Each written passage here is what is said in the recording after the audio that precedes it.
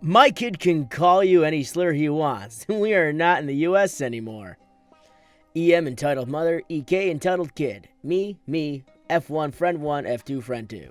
Some new friends and I met and decided we wanted to go to the basketball courts. EK, who looks about no more than 12, whispers, "Look at those bundles of sticks."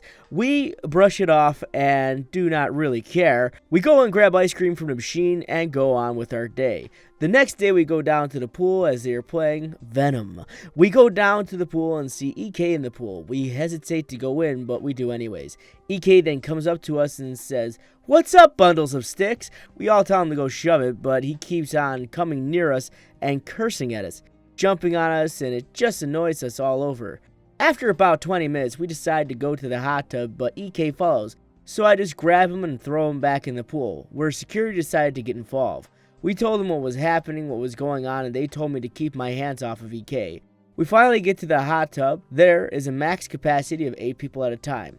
The hot tub is at max, but EK still follows.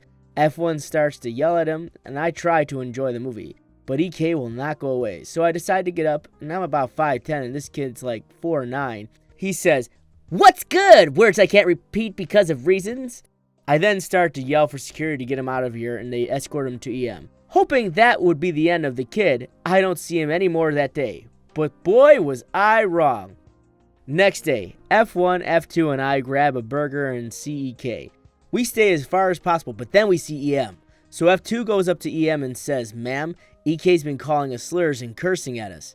We were very nice, but all of a sudden, she sees me and then flips the frick out. "Are you the kid who threw my baby into the pool?"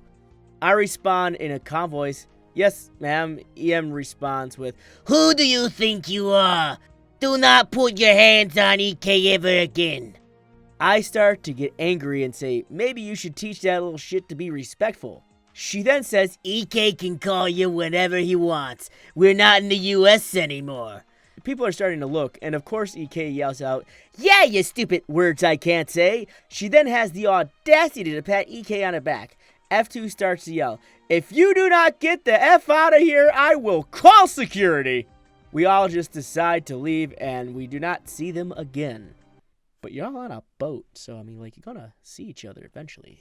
These are the type of kids you find on like Fortnite or Call of Duty to kind of ruin the franchise and gives it that stigma of being only for like 9-year-olds who are racist and really bad people. No. The problem really stems down to Karen not taking care of her kid and not showing him the hands, not giving him one of these every now and then. EP breaks up friendship over mild sex ed.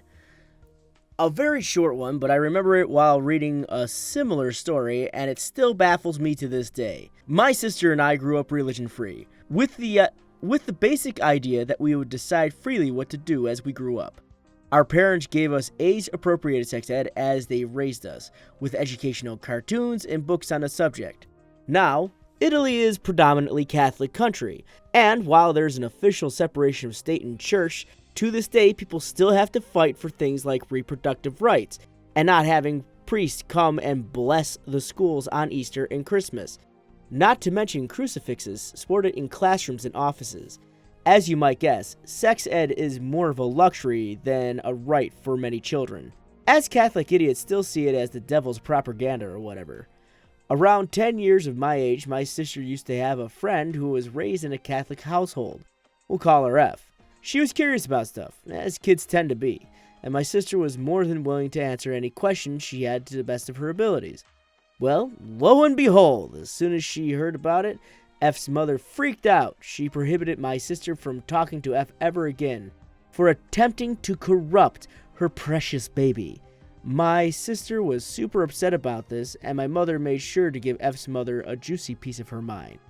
To this day, I don't know exactly what she told her, but my mom is pro at being classy and not mincing words. That was the first hands-on taste of bigotry for my sister, and ever since, she's become all the more vocal against it, and I couldn't be more proud of her. So I have a relative that's very much like the EP in this particular video. One time, a long time ago, he was very protective of his family and how religious they were, to the point where they actually, and I kid you not, recorded over every goddamn Disney movie just to put like Bible shit on the VHS tapes. I'm not kidding. They was this crazy. I went over with my Yu-Gi-Oh cards once and I got kicked out of the house because Yu-Gi-Oh is the devil. I didn't even know what to think after that. I literally got kicked out of the house for bringing over cardboard playing cards because Yu-Gi-Oh was the devil. So was Pokemon. So don't think Pokemon was out of the ring in that. Suffice to say, I didn't get along with that side of the family too often. EP wants my bike, chases me with his car, and gets arrested.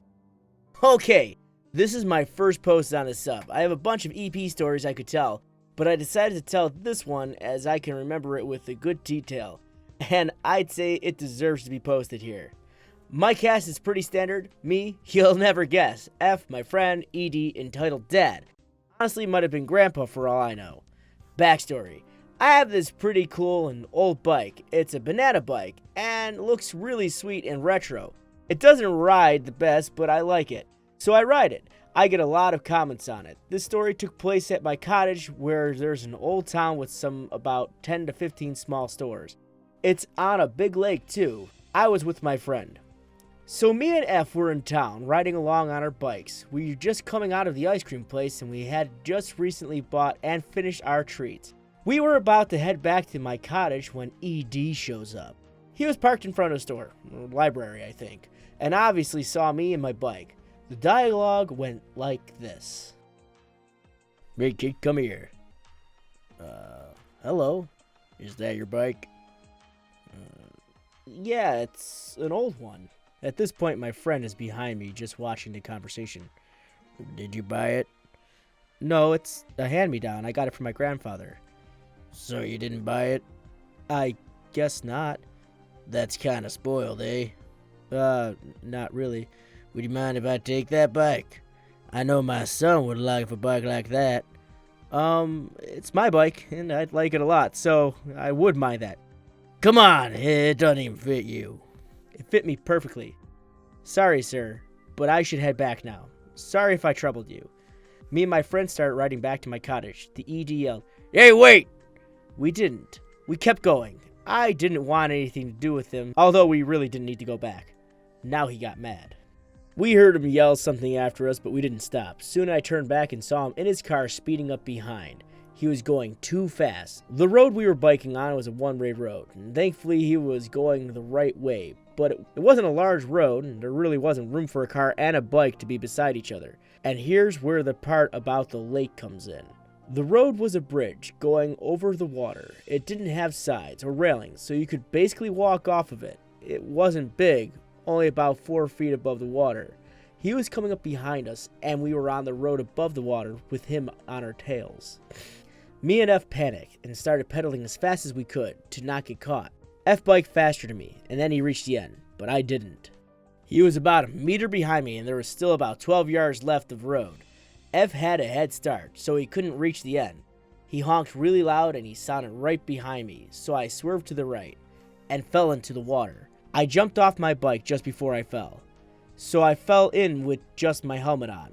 My beloved bike didn't fall in. The man stopped just as I fell in, but he would have hit me. Thank God I was a good swimmer, and thank God the water was only about 4 feet deep. I swam to the side crying. I was scared and in shock. A lot of people saw, and many were coming to help. My friend was stuck on the other side, so he gave me moral support, asked if I was okay, you know. The man came out of his car, not at all forgiving. I didn't look at him. Some kind of strangers helped me. Asked if I was okay, where my parents were. I told one of them my parents' number and he called them. The man got in an argument with the people helping me. I don't really know what he said. Probably it was an accident. Clearly not. Anyways, my parents came, yelled furiously at the man. He was still there. Someone had called the cops and the cops were about to arrive, so the people there made sure the man didn't leave. I drive myself off. It was a hot summer day, and thankfully because the water can be really cold, stuff happened. I'm pretty sure he got arrested. At least I saw him being put into the back of a police car. I didn't see handcuffs, but I also didn't see his hands, so I'm not sure about that one. In the end, he was just a dumb EP. I'm not sure if he would have actually hit me, but it was plenty scary enough. So this was an interesting story, not just because of the story, but the struggle it took me to read through it because the grammar on it is horrendous. But I did it! Yay! Okay, so my personal opinion on this, I'm not sure if it's 100% factual because we're talking about this kid who almost got hit by a car chasing him. And that, to me, it sounds like attempted manslaughter, but hey, driving recklessly, all that fun stuff. And he said that he didn't know exactly what happened to the guy after the fact, and that's when my wheels started kicking. You would have showed up to court because this dude tried to kill you. They would have had you testify against this man. Even if it was separately, you still would have had to find out what happened to this guy. So I don't 100% believe this story. It's a good one, but I'm not exactly sure if what the OP is writing is exactly true. But had it actually been true, this is a very scary moment for any kid to be chased down by a car and then driven into a lake. That's a scary moment. I can't even imagine that being happening to me. I mean, the worst thing that's ever happened to me while I was driving was someone waved a gun at me. But I mean, other than that, I came out fine, right? Right? So those are the stories for today. I want to know your personal opinion. Don't pay attention to the picture in the back, but I want to know what your personal opinion is on this story. Please tell me in the comment section below. And if you're new here, go ahead and drop one of those little delicious subscribes, because I know you delicious people watch these and a lot of you don't subscribe. But if you did, shut up phone, if you did, just think of all the possibilities. Shut up! Just think of all the possibilities of you being able to see more of these. I know. So thank you guys very much for watching, and thank you very much for following along. Be sure to drop a like before you leave. You guys have been great. You guys have been awesome, and as usual, as always, my friends, stay frosty and keep moving forward.